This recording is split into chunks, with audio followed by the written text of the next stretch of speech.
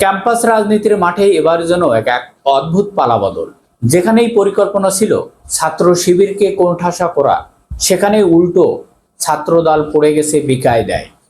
ঢাকা বিশ্ববিদ্যালয় সহ দেশের বড় বড় ক্যাম্পাসগুলোতে সাম্প্রতিক ঘটনার প্রবাহ শুধু বিচ্ছিন্ন কোনো সংঘর্ষ নয়, বরং এটি একটি বড় রাজনৈতিক হিসাব নিকাশের খেলা। প্রশ্ন উঠছে, এটি কি কৌশল ছিল? প্রথমে উত্তেজনা তৈরি করা, তারপর সেই উত্তেজনাকে ব্যবহার করে বড় ধরনের সংঘর্ষ পরিবেশ তৈরি করা। লক্ষ্য কি? ক্যাম্পাসের প্রভাব বাড়ানো, ছাত্রদলের নিজেদের অবস্থান শক্ত করা এবং শিবিরকে বিতর্ক করে মাঠ থেকে সরিয়ে দেওয়া। কিন্তু বাস্তব চিত্রটা একেবারেই উল্টো।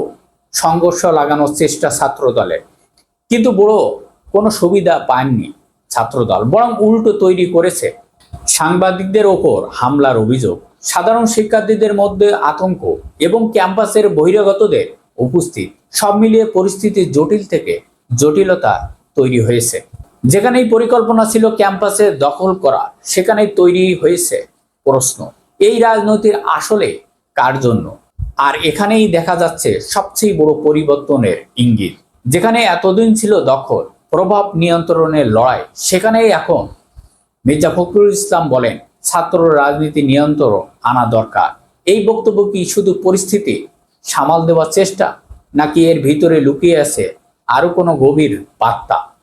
রাজনৈতিক বিশ্লেষকের মতে, যখন কোনো পক্ষ সরাসরি মাঠে সুবিধা করতে না পারে, তখন তার খেলার নিয়ম বদলানোর চেষ্টা করে, অর্থাৎ মাঠের লড়াই না করে পুরো খেলাটাকেই ঘুরিয়ে দেওয়ার প্রস্তাব সামনে আনা হয়। এবং অনেকেই এটাকে দেখছেন এক ধরনের কৌশলগত বিএনপি ছাত্রদলের পিছু হটার হিসাব। কারণ যে ছাত্র রাজনীতি ব্যবহার করে প্রভাব বিস্তারের চেষ্টা হচ্ছিল, আজ সেই ছাত্র রাজনীতি শেষ করার কথা উঠছে। এখানেই প্রশ্ন, তাহলে কি এই পরিবর্তনের আসলে চাপের ফল? অন্যদিকে বাস্তবতা আরো স্পষ্ট। সাধারণ শিক্ষার্থীদের বড় একটি অংশ এখন সংঘর্ষমুখী রাজনীতিকে গ্রহণ করছে না। তারা চায় নিরাপদ ক্যাম্পাস, পড়াশুনো পরিবেশ, গবেষণার সুযোগ। কিন্তু তা কি পাচ্ছে? মিছিল, মিটিং, স্লোগান, দলীয় শক্তির প্রদর্শন, আর এর মাঝে মধ্যেই সহিংসতা। বিশ্ববিদ্যালয়ে যেখানে হওয়ার কথা জ্ঞান চর্চার কেন্দ্র, সেখানে সেটি পরিণত হচ্ছে ক্ষমতার পরীক্ষাগার। শিক্ষাবিদরা দীর্ঘদিন ধরে সতর্ক করে আসছে, এই ধরনের ছাত্র রাজনীতি দেশের উচ্চশিক্ষাকে পিছিয়ে দিচ্ছে। একজন শিক্ষার্থীর মূল কাজ হওয়া উচিত পড়াশুনো, জ্ঞান অর্জন, দক্ষতা, নিজেকে গড়ে তোলা। রাজনীতি থাকতে পারে, কিন্তু সেটি যদি তার মূল পরিচয়ের গ্রাস করে নেয়, তাহলে সেটি আর ইতিবাচক থাকে না।